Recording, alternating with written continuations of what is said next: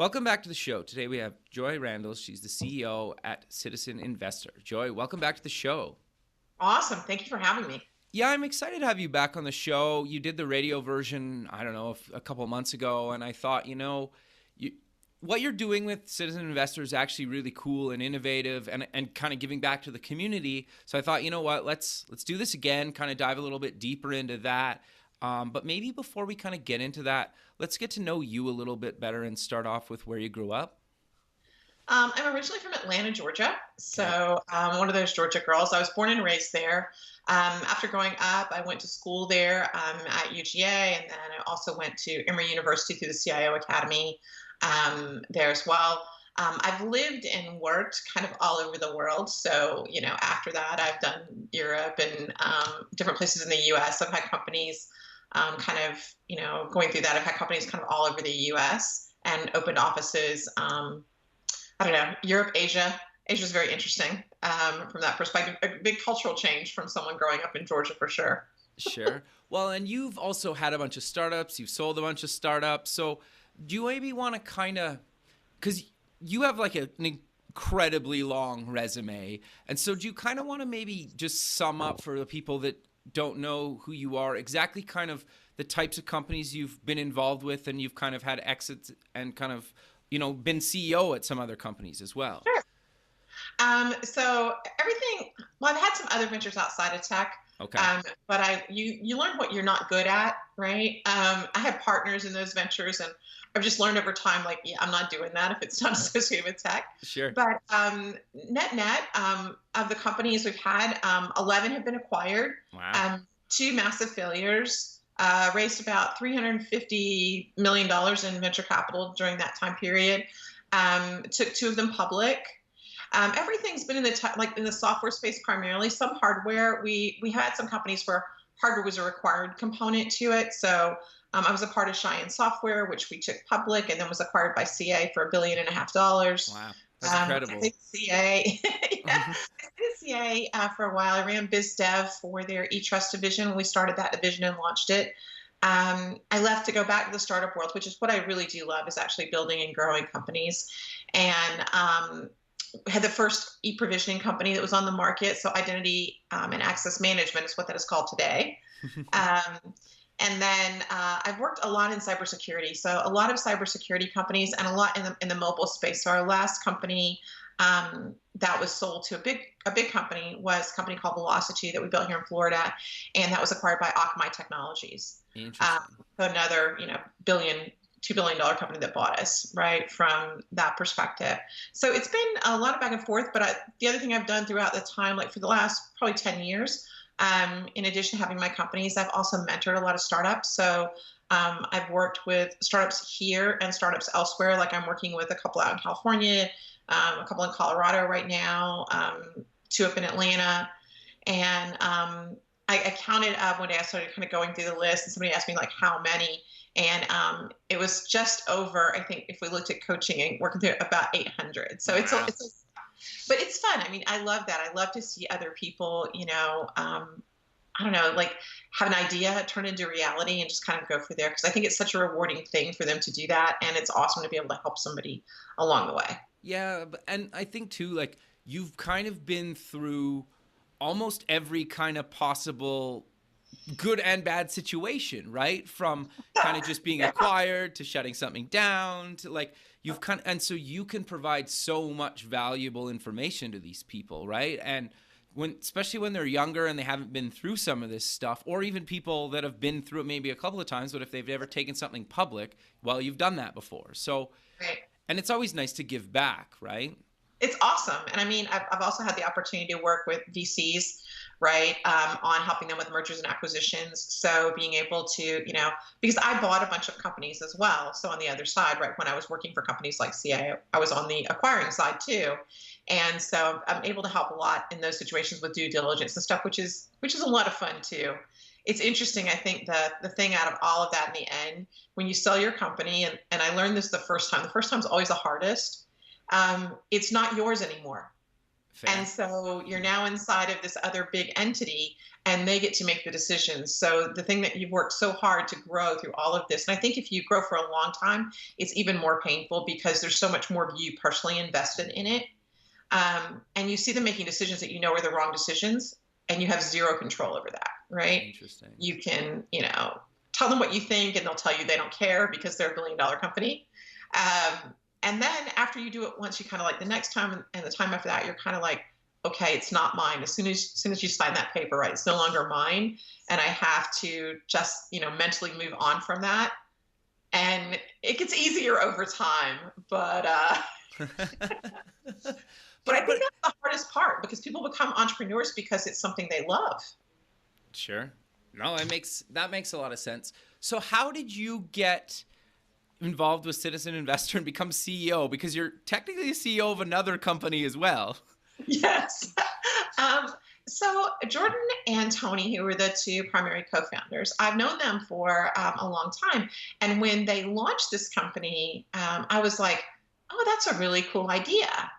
And so I said, hey, if you guys are raising money, I'm interested in investing. Okay. And they were like, yeah, we don't want your money. I was like, oh, well, okay.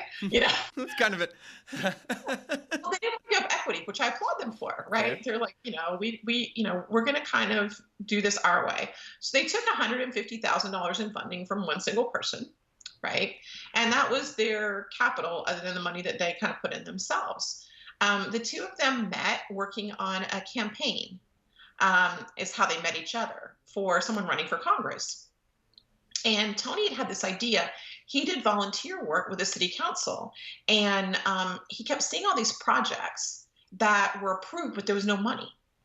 And so, like, kind of had all these things that are just sitting there, but there's no money in the budget to fund them. And he's like, well, that's kind of foolish. Like, there's these things that the community really needs, like parks and bike lanes and things like that, but there's no money to go around. So he and Jordan were talking, and they came up with this idea. They're like, why don't we give citizens the ability to, fund the things that they care about? So we could just launch a crowdfunding platform around that.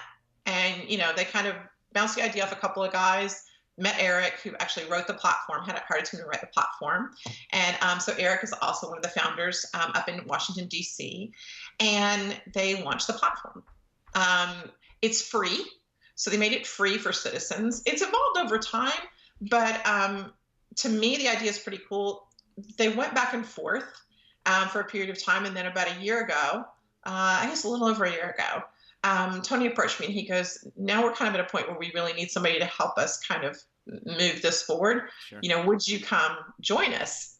And I'm like, and it took a while. Actually, I joined a little over a year ago. It took them about 5 months to convince me to do it.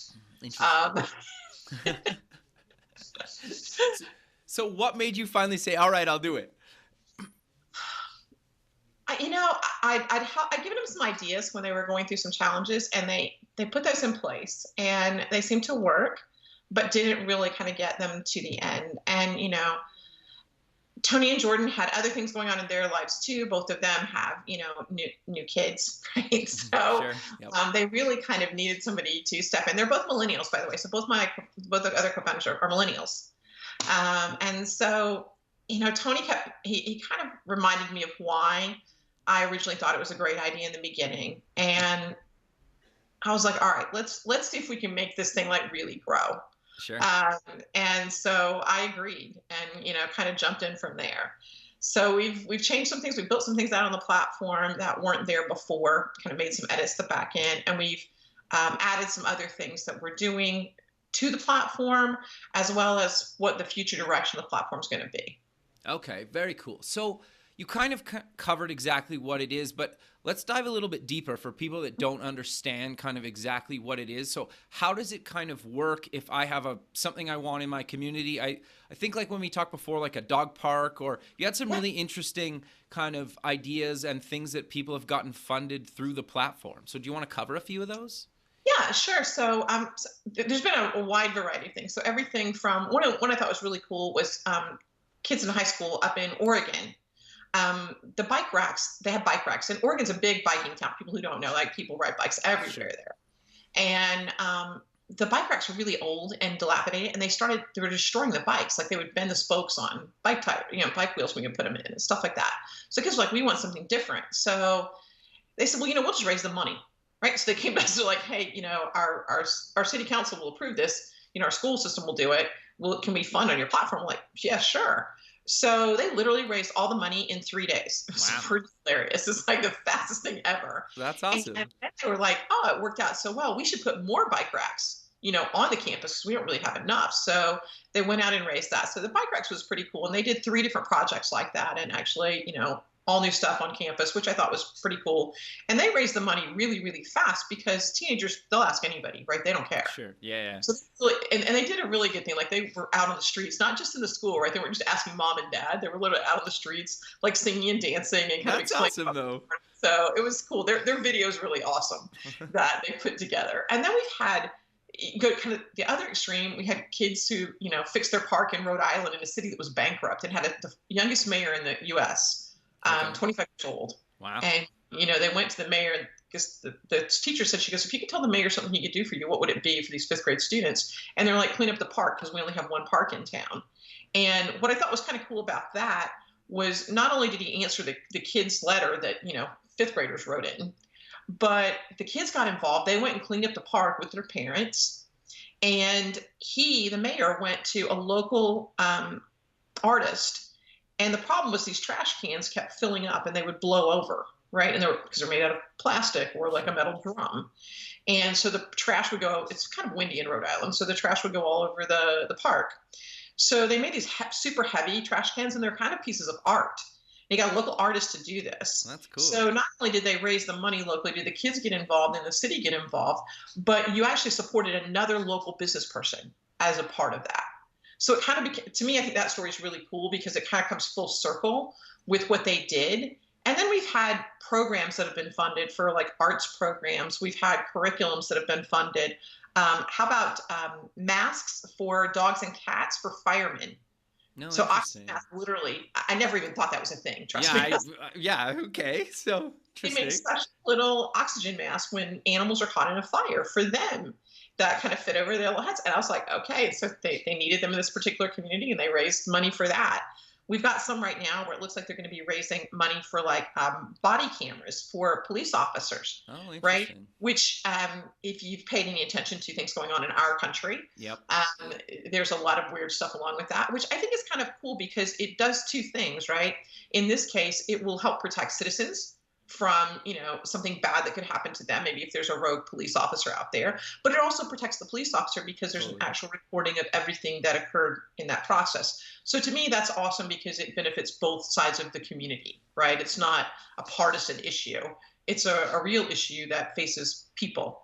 No, Um, totally. That makes sense. yeah, I mean, so there's if it's something that has to do the way that our platform works, if it's anything that has to do with the government or you as citizens, right?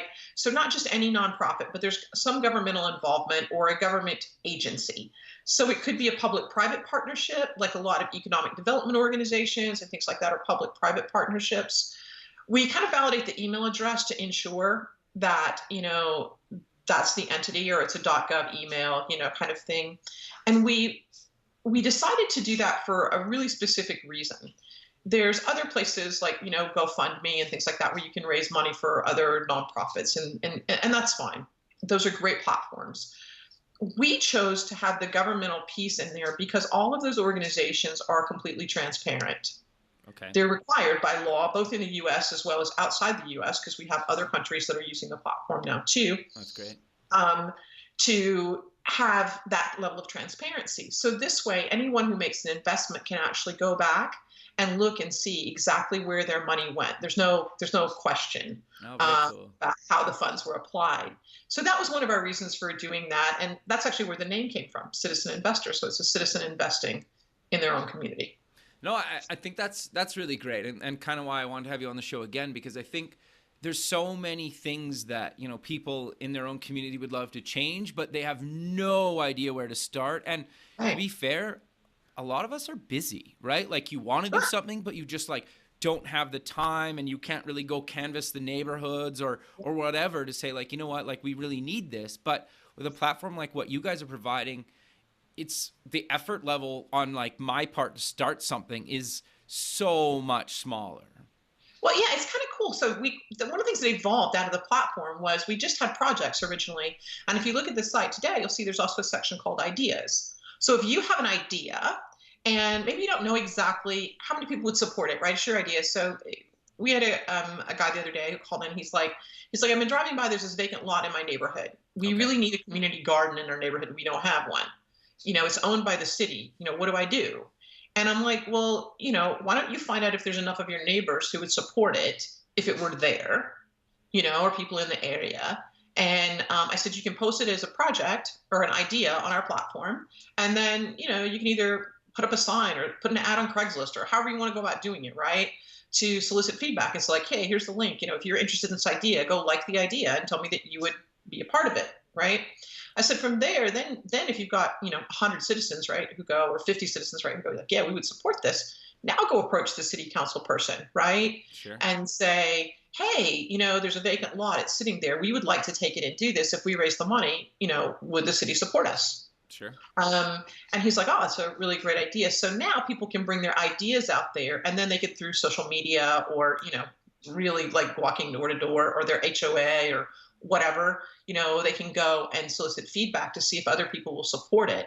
And then they have tangible proof when they go to the government officials, right, saying like, hey, look, people really do want this in the community. Will you help fund it? Because a lot of the cases, it ends up where the government has some money, but not a lot of money. Sure. Or in some cases where they have no money, we've seen city council members or commissioners or aldermen go in and they'll be like, I can't put the money towards the project, but I can help you get the word out, so I can help you spread the word. And so then they show they've got the support of the government as a part of that, and that helps them get everything kind of the ball rolling. And in some cases, if they don't know who to contact, we'll help them with that because we've got a massive government database. So we'll be like, oh, in your community, you should look at, this is who the mayor is. This is who the commissioner is. This is who the chief innovation officer is in the community where you live. Yeah, And okay. so, Sure. this is the person, you should reach out and contact. No, that makes a lot of sense because I think like some people are probably even scared or don't really know how to even do the research to like who to contact, right? Like, especially if you're not really a technical person, you're like, I want to build this thing in my community, but maybe I don't have a computer or like I just have my cell phone and like it happens, right? Like as a technical person that's just seems so outlandish to me, but like it's more common than you think, right? Oh yeah, absolutely. So I'm curious, I think you mentioned before you kind of have like a white labeled version of the platform. Yep. Tell me about that. So we do. So we out of this evolved, we had communities. We actually had a community up in the Northeast approach us and they're like, hey, we love putting stuff on your platform, but we want our own. Okay. And it's odd how things have happened in the startup world, right? Like, because we weren't not really thinking about doing that. They're like, we want our own version. Can will you guys help us with that? So we're like, well, we could make another instance of the platform, and we could manage all the back end for you, and let you basically reskin it with your municipality information. So it started with one. Kind of doing it like that, and they loved it because then they could post projects that were in their community. They could also look at ideas, and they could use the idea component to solicit just feedback on anything from people in their community, right? So it gave them a different level of community engagement. So they really liked that. And so from there, it evolved, and we had another entity, and now we've actually gone to like state agencies. So we recently signed an agreement with Florida Fish and Wildlife. Oh, wow. So they have a massive social media presence. Okay. I mean, you can imagine. So it's everything from like hunters to fishermen and divers and all that other stuff. So they have a lot of social media following, and they're getting all this feedback, and they were like, well, how do we decide how we spend the money that we get? Right? Like certain things they have to do that are infrastructure related, but we have other money. And, they can't patrol everything either, right? Like they can't see what's happening in every single, particularly like in Florida where there's marine parks and things like that they don't have tons of boats patrolling the marine park every day, Sure. right? So they were like, and then fishermen see like how many fish are caught, and is there a species that's becoming endangered and things like that. So they're going to use the platform for having the feedback, but also deciding what projects go forward. So now people can suggest. So they can go like, we really need to protect this gopher tortoise, for instance, which is an endangered species that happens to live here. So we Sure. need to protect this. So we need more park space where these animals can live because there's not enough space, right? Interesting. And they're like, okay, so now we can apply, and maybe it's just some small amount of money, like $25,000, right? So now we can put the money over there. And if people really care about it, now citizens can say, well, I really care about this, so I'll give money to that cause. So they help supplement the money that they have. And they know, like, if they need more money, like where they're going to go apply for grants and to write grant proposals and things like that, because it's a much bigger project. Like we have one of those. It's interesting that kind of evolved into something a little bit unique. So we're now talking to, and this will be different. It's just kind of evolved there. There's an organization in one of the communities we're talking to. It's a public-private partnership, and it kind of falls. It's not an economic development corporation. They have the EDC there too. They have city government. They have county government. This group actually is responsible for kind of citizen engagement. So they built a river walk. Okay, very cool. They put on concerts and events, like a couple of big festivals a year, those kind of things. And so both the city and the county work with them. So they just recently got asked to bring the arts councils, of which there are 28 different groups in the county. Oh, wow. And I talked to their executive director, and she's like, there's no way, like, we can't do this. She goes, I have a staff of 5. She goes, this is crazy, right? And I said, well, what if we started talking about saying these. I said, what if you used our platform and everyone put their projects and things on the platform? It would link back out to your sites, right? But for the whole county, you could have one site, right, on our platform, and everyone could put their projects and the things you're raising money for and all the things that are going on and the ideas in the community on that one site. So as a citizen, I can see everything that's going on in my area. I don't have to go look at one specific arts council site and that kind of thing. But then the things that interest me, when I click on it, I actually am linked back to their actual independent site. So they keep, from a technical perspective, right? Like you're being technical. Yeah. Analytics data, all the things like that. So they know really what's happening and what's driving traffic to them and what people actually care about. So this will be a little bit unique for us. And I think it's a model that we're going to see happen more. I was talking to a gentleman in Spain the other day, and it's the kind of model they actually want to use over there. So he's meeting with their local government officials, and they're in a situation where they don't have a lot of money right now, right? Sure. Yeah, fair enough. Yeah. Perspective. But there are like local businesses and stuff who want to support this, and there are people who are helping the community. There's a bunch of community-minded projects, and they're like, oh, we could funnel it all up under one umbrella. And if they're licensing the platform as a SaaS model, then they can choose how they do it. So for us, the project, none of the money transfers hands unless it's fully funded. Okay. Right. Sure. If it's their platform, they can make those decisions. That's really a legal decision that they would make on their own. Right. We just handle the back end. So we're the hosting provider. We host the platform, and we never see the money. So the money all gets transferred directly to their account. Okay. So it leaves them some autonomy depending on where they are and how they want to work things, because every government's a little bit different, particularly, like North America is pretty standard, like Sure. Canada, the UK, so they're pretty transparent. The US is pretty transparent. That's not necessarily the case in every country around the world. Sure. No, that makes a lot of sense. They may need some different rules there. Fair enough. So how do you guys monetize the platform? So we get a percentage. Okay. So if you're putting a project out there, we raise the money above and beyond the money that you raise, like other crowdfunding platforms do. We don't get paid unless it's fully funded and the money gets transferred at the end. And it's a relatively low fee unless you have us doing a bunch of other work. It's 5%, so it's not a lot of money. And then on the licensing model, if you're licensing the platform from us, it ranges depending on the size of the municipality. Sure. From the low end to the high end, because that's how we kind of gauge what the volume will be on the platform. Yeah. But it's an annual license, pretty straightforward, and actually not super expensive. I mean, the high end is $25K. Yeah, that's not bad at all. Right? Yeah. Well, Joyce, sadly we're running out of time, so maybe let's close the show with mentioning where people can get more information about yourself and Citizen Investor. Yeah. So Citizen Investor is really easy. CitizenInvestor.com. Perfect. So very, very straightforward. All of our social media, same thing, right? Like at Citizen Investor.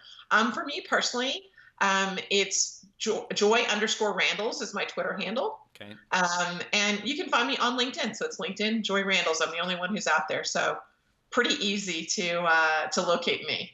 Perfect. Well, Joy, I really appreciate you taking the time in your day to be on the show, and I look forward to keeping in touch with you, and have a good rest of your day. Hey, thank you so much for having us. We really appreciate it. All right. Thanks. Bye. Bye-bye.